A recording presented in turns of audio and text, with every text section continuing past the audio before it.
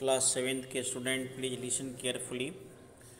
Today the chapter is चीवी, which is a poem. आज का जो चैप्टर है चीवी, जो एक कविता है।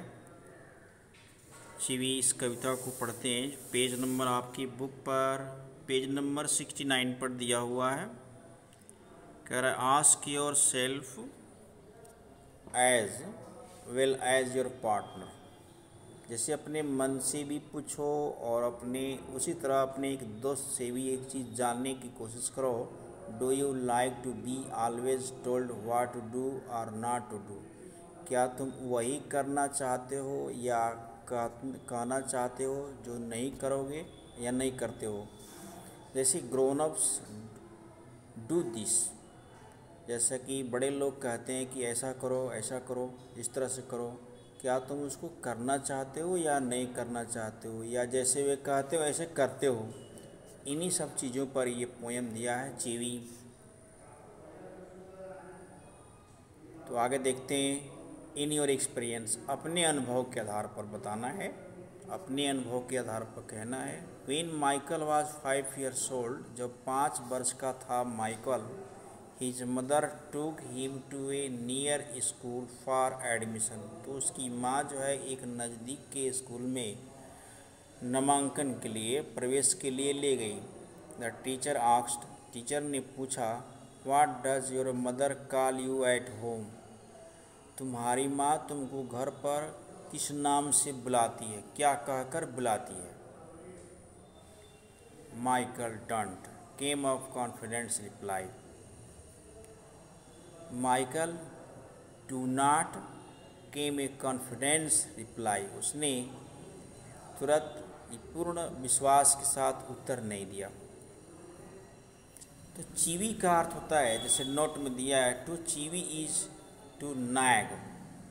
नैग का मतलब हुआ to continuously urge someone to do something of in any way, या ऐसा कोई काम जो किसी को हमेशा कहने के लिए किया जाए, या ऐसे तर्क वितर्क किया जाए जिससे सुनने वाला, आगे वाला आदमी हमेशा क्रोधित हो जाता हो।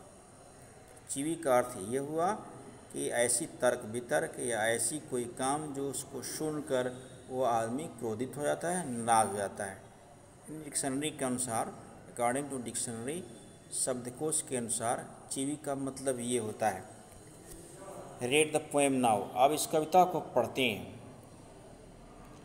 ग्रोन अप से थिंग्स लाइक, बड़े लोग, सज्जन लोग कहा करते हैं, स्पीक अप, ठीक से बोलो। Don't talk with your full mouth, बड़ी बड़ी बातें मत करो। डोंट स्टेयर, घूर कर मत देखो। Don't point, don't pick your nose, किसी चीज़ को इशारा मत करो उंगली से, अपने नाक में उंगली मत करो। सीट अप, सीधा बैठो। से प्लीज़, लेस नॉइज, शांत रहो। कृपया कहो, शोर कम करो। Shut the door behind you, जब भी अंदर आते हो दरवाजे को बंद करो। Don't drag your feet, drag मतलब होता है घसीटते हुए, जिससे आवाज़ निकलता है पैर से। तो बड़े लोग ये अक्सर कहा करते हैं, कहते भी हैं कि अपने पैर को घसीटते हुए, आवाज़ करते हुए मत चलो। Have not you got hanky, क्या तुम्हारे पास छोटी रुमाल नहीं है। Take your hand out your pocket, अपने पॉकेट से हाथ को सीधा बाहर रखो। पुल योर सॉक्स अप, अपने मोजे को ठीक रखो। स्टैंड अप स्ट्रेट, सीधे खड़े हो। से थैंक यू, कोई बात हो तो किसी के लिए धन्यवाद देने के लिए, सिंपैथी, सहानुभूति देने के लिए धन्यवाद कहो।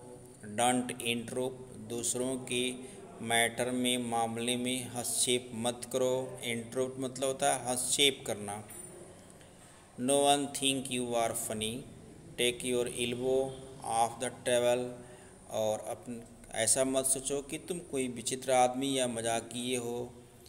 बहुत से लोग ऐसे हैं जो केवनी टेबल पर गड़ा के तब बात करते हैं, उसीलिए वो कहता है take your elbow off the table, अपनी केवनी को टेबल से हटा कर रखो, दूर रखो।